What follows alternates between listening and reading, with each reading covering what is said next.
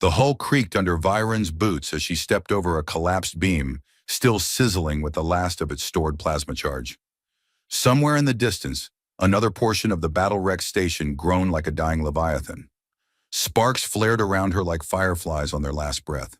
The place stank of scorched polymers, melted human tech, and something that might have once been cafeteria food before achieving sentience and dying tragically in the crossfire.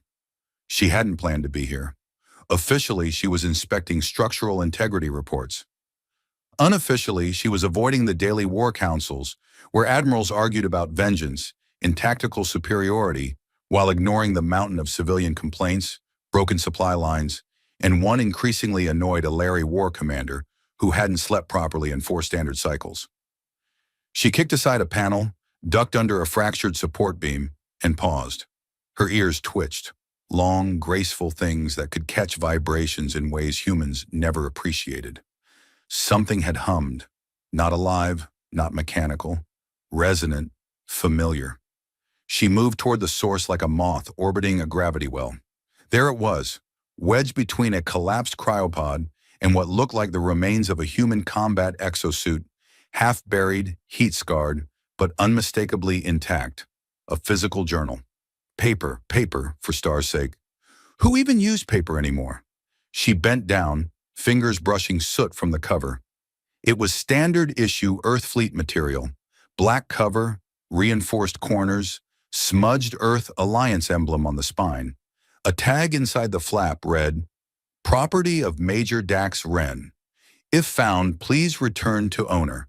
If owner is dead, please return to next of kin, or, failing that, use as very expensive fire starter." Viren snorted. "Oh, it's definitely yours, Wren," she muttered. "Only you would write your will with that much sarcasm." She opened to the first page, half out of curiosity, half out of irritation that wouldn't go away even after his last annoying breath had probably been exhaled. The handwriting was cramped but legible, surprisingly elegant for a man who once claimed his fingers were meant for plasma triggers and snacks, not calligraphy. Day 44, Sector Creche 7. Enemy still gorgeous. Dangerous, terrifying, prone to using unarmed diplomatic moments as opportunities to threaten my kneecaps, but definitely gorgeous. Note, do not admit that out loud. Viren blinked. She turned the page. Day 45. She rolled her eyes today when I tried to quote ancient Alari poetry back at her. I think I butchered it, probably said something offensive about her grandmother's eyebrows. We'll double-check translation matrix later. Also, she has a laugh. I haven't heard it, but I bet it sounds like static filtered through wind chimes. She sat down right there on the cold floor, surrounded by dead tech and silence. She should have burned it. Protocol dictated anything found in enemy wreckage should be reported, scanned, and incinerated. And yet her fingers held onto it like it might vanish if she let go. He was supposed to be dead, not scribbled into some old analog notebook like he was writing a confessional to the void. Day 49. I dreamt she stabbed me. Again. This time it was with a fork during a treaty negotiation. It was oddly intimate. I'm beginning to suspect therapy back on Earth is less optional and more screaming necessity. Viren let out a laugh that surprised her. It echoed against the metal walls like a secret escaping. She shouldn't have laughed. It gave the thing power. She turned another page. Day 52. Her ears twitch when she's thinking. It's like a radar dish and a lie detector had a baby. Also, I'm 89% sure she hates me, and 11% sure she's pretending to hate me so she doesn't have to explain herself to her people. Honestly? Respect. Her ears twitched. She shut the journal with a snap and stood up too fast. Her balance faltered. A piece of metal skittered beneath her foot, and she windmilled her arms to avoid falling flat on her back. She caught herself on the edge of the cryopod, muttered something profane in Alari, then glared at the book like it had tripped her on purpose. Sabotage, she growled. Posthumous sabotage. A flicker of memory brushed her. Dax, leaning against a bulkhead during a ceasefire on Kiros 12, eyes half-lidded, bleeding from a plasma burn, and still cracking jokes about how Alari boots were clearly designed to compensate for ear envy. She hated that she remembered. She hated that she cared, but she carried the journal back to her ship, not in her bag, not in evidence containment. She wrapped it in a clean maintenance cloth and tucked it under her arm like it was a sleeping pet. Her second in command, a young officer with very shiny armor and very little battlefield experience, met her at the airlock. "Commander, the Admiralty is expecting—" "Tell them I'm recalibrating." "Recalibrating what, ma'am?" Viren blinked. My sense of irony. She marched past him before he could calculate a proper response. Inside her quarters, she sat cross-legged on her floor with the journal in front of her. She turned off the ambient lighting. Only the soft glow from her data console remained. It was too quiet and she couldn't figure out why that was bothering her. Maybe she'd grown too used to the background noise of war. She opened the journal again. Day 56. I'm starting to think this war is run by people who confuse strategy with pyrotechnics. If I get vaporized by a general's brilliant maneuver one more time, I'm haunting the hell out of someone. Probably her. She's got the best reactions. A breath escaped her. Maybe it was a sigh, maybe something else. She flipped forward. Day 60. I had a moment today. Just one. Everything slowed. She looked at me like she'd never seen me before. Not as a soldier, not as a threat. Just looked. I think she was surprised I could bleed. She looked sad. I never want to see that again. She stared at that entry for a long time. The war wasn't over. It would rage for weeks, maybe months, maybe longer. But in that room, with only a dying human's handwriting to keep her company, Viren felt the smallest crack begin to form in the fortress she'd built around her thoughts. She turned to the next page. Day 61. Note to self. She also has freckles. Don't stare, especially during peace talks, especially when she's holding a plasma blade, especially when she's already mad about the boots comment. Viren groaned and slapped a hand over her face. Stars above you, idiot. But she kept reading. Viren sat alone in the navigation chamber of the Yellerith, surrounded by silent starlight filtered through transparent alloy plating. The crew thought she was recalibrating long-range warp sensors. The crew was wrong. She was hiding, with a journal, a flask of nutrient broth, and the galaxy's most annoyingly persistent memory of a human soldier who had apparently made it his personal mission to live rent-free in the mind of his deadliest rival. The journal now had a dedicated drawer in her quarters, complete with a soft lining and a biometric lock that screamed classified even though it contained zero military secrets. Unless you counted the revelation that Major Dax Wren had once failed flight training because he thought manual override meant press random buttons until the ship behaves. She turned to a new page. Day 64. There's a new recruit on my squad who asked me if Ilari ears can rotate like solar panels. I told him no, but I think he tried to test the theory mid-firefight. His eyebrows may never grow back. Worth it. Viren let out a strangled sound that might have been a laugh or a minor stroke. This was ridiculous. The War Council had just sent her a 7th communique demanding updates on her psychological evaluation of post-battle enemy assets, which was code for, "Why are you not yelling at people and ordering orbital strikes like usual?" She told them the assets were extremely damaged and in need of personal attention. She neglected to mention the asset was a book. She turned another page. Day 65.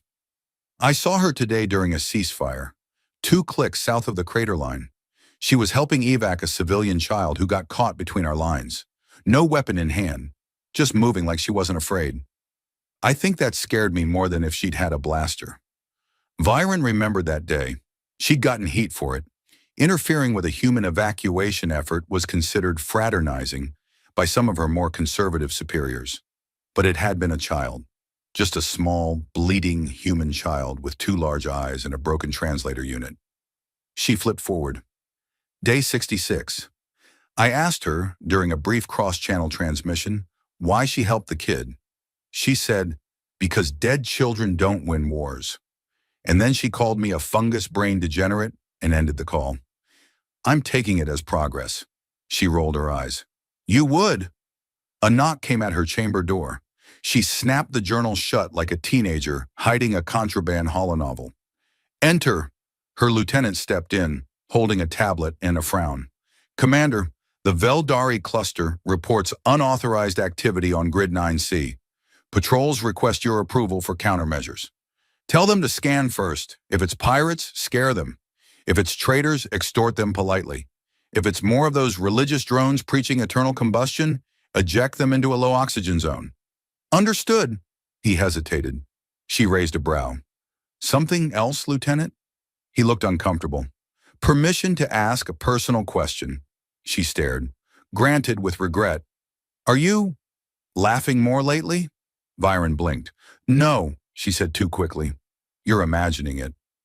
There was a report that you chuckled during weapons calibration this morning. That was a malfunction. Your mouth moved. It was a nervous tick. Commander, you said, that's what she said, when the engineer said the fusion coils were too hot to handle. Byron closed her eyes. I need you to forget that. Already trying, ma'am. He left without further interrogation. She waited until the door hissed shut and opened the journal again. Day 69. I asked command for a temporary truce in Sector Delta 3. I told them our units needed rest and regrouping. They agreed. She probably thinks I'm weak, or clever, or possibly developing a romantic obsession, which, okay, may be fair. She scribbled something in the margin without thinking. Yes. Her stylus hovered. She stared at the word. She hadn't meant to write it. It just slipped. She slapped the journal shut again and stood. This was spiraling. She couldn't go to war meetings with this still in her head. She marched down the corridor toward the observation deck. The ship's AI, a smug program named Telex 7, greeted her with a voice that always sounded like it was halfway through a joke. Commander Viren, you look emotionally agitated. Should I alert tactical or prepare your therapy protocol? I'm fine. Statistically, beings who say I'm fine while clenching their jaw are 78% not fine. Statistically, AIs who comment on my face get reprogrammed into coffee makers. Noted. Coffee protocol armed and ready. She stood at the viewport. The stars were too calm. It irritated her. Somewhere battles still raged. Somewhere Dax Ren had fought his last one. She hated the uncertainty. The journal ended on day 70. The battle was on day 71. The final page was blank except for the faint outline of a sentence that had been started and then abandoned. If I don't come back, it stopped there. No dramatic ending. No final words. Just a human soldier trying to be funny and failing to write a goodbye. Byron reached into her uniform and pulled out the folded page she'd found separately, wedged under the journal's back cover days ago. She hadn't read it yet.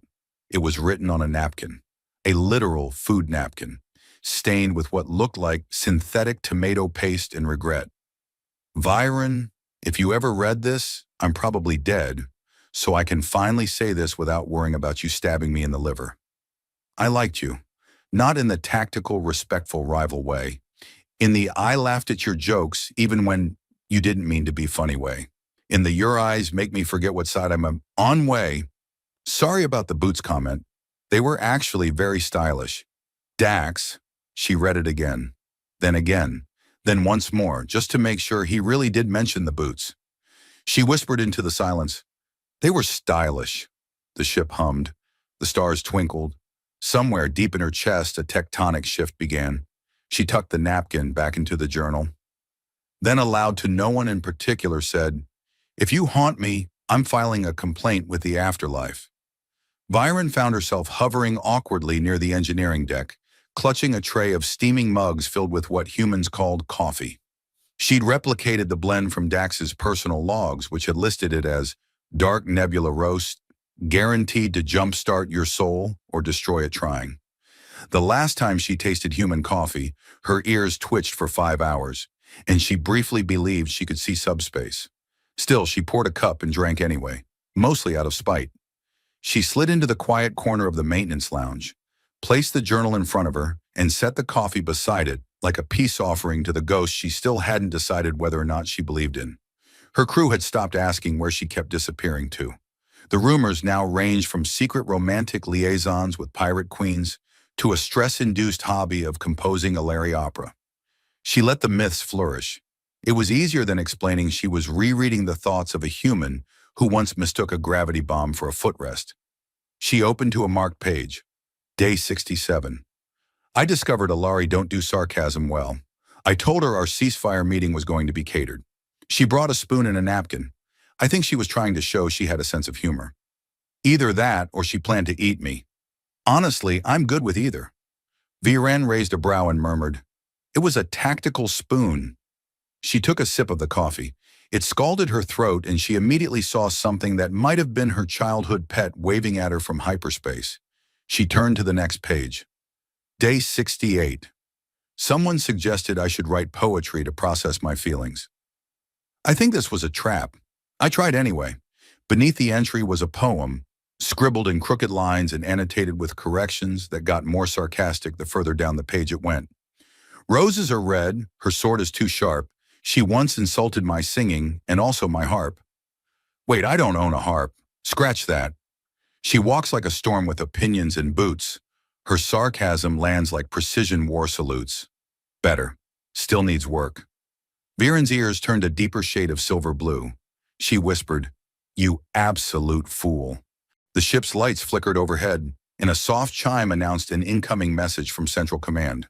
She ignored it, then muted it, then activated an automated voice reply that said she was currently emotionally unavailable due to a minor collapse of interspecies diplomacy and also maybe feelings. A tap on the journal's inside flap revealed a small compartment she hadn't noticed before. Embedded inside was a data chip, flat and thin, stamped with Dax's personal encryption seal. She hesitated for 3 full heartbeats, then slotted it into her portable interface pad. A file opened. Log recording, Ren Dax. Entry marked confidential. His voice filled the room, static-laced but undeniably his. If you're hearing this, then either I died dramatically saving a kitten from a burning reactor core, or I tripped over my own gear and fell into a wormhole. There is no in-between. Viren stared at the device. Dax continued. Look, I don't know who you are. Could be Command. Could be Viren herself, in which case, hey. Hi, if it is you, I just want you to know. I didn't mean to fall for someone who threatened to rip out my spine. That was sort of a surprise for both of us. She sat back, stunned. Her pulse pounded somewhere near her collarbone. I didn't know how to say it. I mean, you glare like it's an Olympic event, and you use words like subatomic disintegration in casual conversation. But you also saved a child. You also risked your rank to deliver medicine to enemy territory. You made me laugh in the middle of a war. That's not something people do. That's not something I do. There was a long silence, a breath. I hope you win. I hope you survive. I hope you live so long that your ears turn gray and you forget all the reasons we were supposed to hate each other. And if I don't come back, I hope the coffee's still terrible because that means you remember me. The file ended. Viren didn't move for a full minute. Then she whispered, "You're an idiot." She played it again. This time she smiled. The next day she attended the War Council. She wore her full regalia, polished boots, polished weapons, and polished sarcasm. The Veldari want a new trade agreement, Admiral Sillen growled. They're demanding unrestricted mining rights in the Muro Belt. Viren tilted her head. That's cute. Tell them we'll let them mine there once they invent a drill that doesn't explode at the mere idea of Muro radiation. General Orith frowned.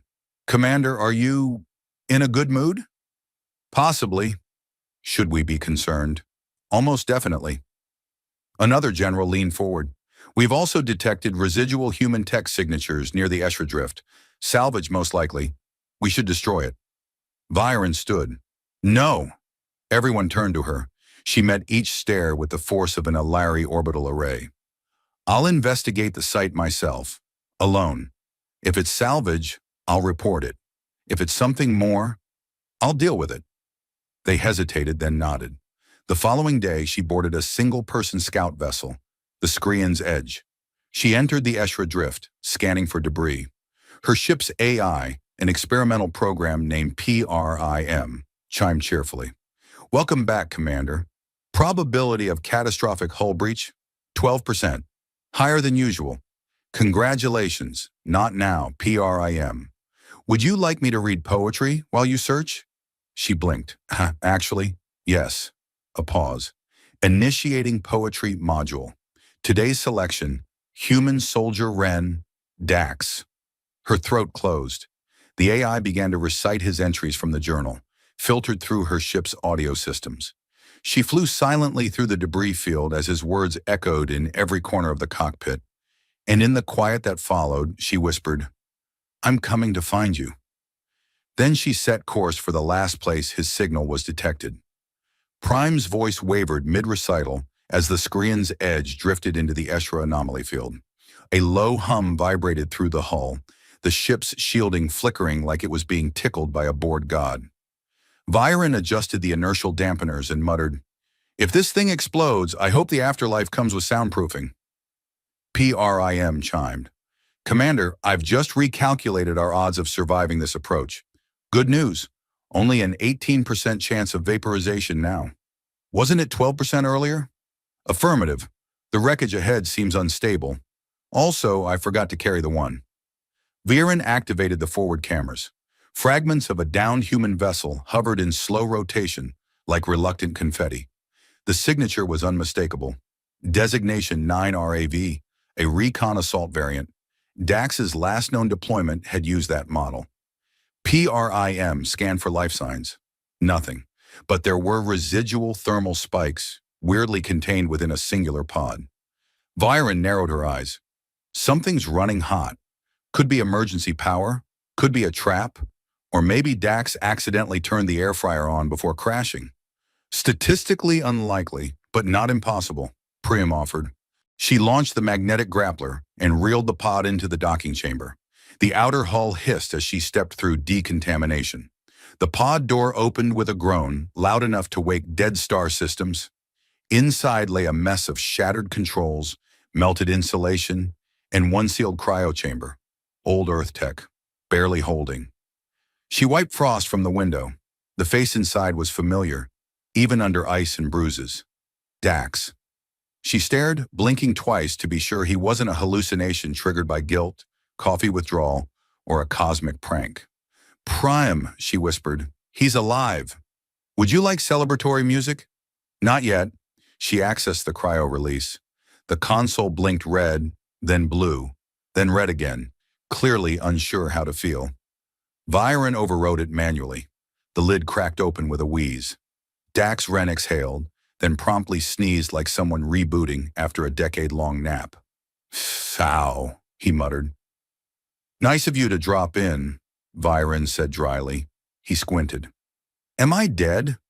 Is this the part where you tell me I failed gloriously and then scold me for being late to the afterlife? You're in a salvage pod, in Eshra space. You're not dead, though I'm reconsidering that if you make any more jokes before I finish processing this." Dax blinked rapidly. "You found me?" "Yes." "How?" "Your journal, your coffee, your poetry." "Oh gods, you read the poetry?" "Yes." "And you didn't incinerate me?" "Not yet. You rhymed boots with salutes." "Bold choice." He groaned. "That was a rough day. I think I had a concussion, or feelings, possibly both." Viren smirked. "I've confirmed you still have both." He swung his legs over the edge of the cryopod and winced. "Feels like I lost a fistfight with a black hole." "Technically, you crash-landed into one of the most unstable magnetic rifts in this sector." "Close enough." She helped him stand. He leaned on her shoulder, the contact more grounding than either expected. For a moment, neither spoke. Then he glanced at her boots. Still stylish. She rolled her eyes. Back on the bridge, Prime scanned the debris for threats, while also generating a playlist labeled Reunion, awkward but emotionally resonant. The first track started with what sounded suspiciously like a violin solo, played by an AI trying to express cautious optimism. "Tell me," Dax said, slumped in the co-pilot's chair, "what happened after the battle?" "Your side declared victory. Ours claimed tactical retreat. Everyone lied. The war froze but never really ended. The diplomats started naming ceasefires like they were trendy beverages. Let me guess, ceasefire vanilla and ceasefire zero sugar? We're currently under ceasefire mirage. which means no shooting until someone sneezes wrong. He chuckled. Sounds about right. She opened the journal and slid it across to him. I think this belongs to you. He flipped through it, his brow furrowing. You marked pages. I annotated them. Viren, you wrote needs better metaphor on my elegy for a fallen comrade. You used the phrase, he blazed like a comet full of unresolved emotional issues. I stand by that, she smirked. So do I. They flew in silence for a while. Outside, the stars looked closer, as if they were leaning in. Dax, she said softly, you know this changes everything. I figured, you're probably going to report me, take me back as a prisoner, court-martial me for the coffee thing. I could. He waited. I'm not going to. His eyes widened. Wait, you're defecting? No. I'm defecting. Also no. Then what are we doing? We're rewriting the ceasefire terms. He leaned back. That's got to be the most Viren thing I've ever heard. I take that as a compliment. Should. He studied her face. You know, I didn't think I'd survive this long. I thought if you ever found me, it'd be to finish the job. I considered it, and I got distracted. Your poetry's awful. They laughed together this time. Not forced, not strained, just easy. She steered the ship toward neutral space. We can't go back, not yet. Both sides would implode. Then we disappear for a while, start a diplomatic podcast, live in a space van, fight smugglers and bond over ancient Earth board games. She blinked. Do humans actually do that? Oh yeah, it's a rite of passage. That or opening a doomed restaurant. Prim interrupted. Should I begin mapping a route to independent systems? Yes, Viren said, and add coffee filters to the supply list. Also poetry journals, Dax added. Viren nodded. And one harp. He looked at her. You remember that line? She turned away, but he caught the faint smile tugging at her lips. Outside, the drift fell behind them. They didn't know where they were headed, but for once they weren't lost. Remind me again, Dax said as he stared out the viewport, why we're parked on a rogue asteroid with the structural integrity of a wet cracker. Because this cracker, Viren replied, tapping a holomap on the console, has a communication relay buried beneath it that dates back to the pre-Alliance era. It's shielded from all sides, undetectable, and still broadcasting on a closed frequency. Dax squinted. And we're hijacking it? We're repurposing it. For what? She handed him a data pad. He scanned the contents and raised an eyebrow. You wrote a declaration of intent. It's a diplomatic communique, she corrected. It starts with, to whom it may concern, and probably to those it will offend. Accurate. And this line, the war has been on life support longer than your average Terran soap opera. Also accurate. He grinned. You know, I think I'm rubbing off on you, she muttered. Unfortunately. They suited up and dropped into the relay's access shaft. The interior was a graveyard of ancient consoles and flickering lights, but Viren activated a portable fusion core, and the system hummed to life with a creak that sounded like an old AI sighing after a nap. PRIM linked to the relay. Commander, I've patched your message into all major communication nodes in the quadrant. Ready for broadcast. Dax stepped forward. Let's do this before someone notices our charming pirate cosplay. Viren pressed the command key. The message shot through subspace, piggybacking across ancient jump buoys and forgotten satellites. It bypassed all firewalls, encryption, and bureaucratic silences. It hit every command center from the Alari High Chambers to the Human Outer Colonies War Directorate. Inside the message, Viren appeared in full uniform beside Dax, who wore the patched remains of his recon armor and a smirk like he'd never stop being trouble. Her voice was calm and sharp. This is Viren of Elar, former commander, former enemy. I am alive, and I am done. Dax chimed in. I'm Dax Wren, human soldier, terrible poet, and last known survivor of Recon Unit 9 RAV. Also very done. Viren continued. We have proof the war was prolonged by deliberate interference from both our command structures, recorded conversations, altered transmissions, fabricated skirmish data, evidence uploaded along with this message. Oops, Dax added. We're not asking for forgiveness, she said. We're offering truth. Use it or bury it. But you'll never say again you didn't know. The recording ended. Back aboard Skrian's edge, Dax waited for the counter response. Prim said, "So far, reactions include, 'This must be a hoax.' Are they dating now?" And one admiral who screamed into a chair cushion for 47 seconds. Dax chuckled. "That's about what I expected." Viren crossed her arms.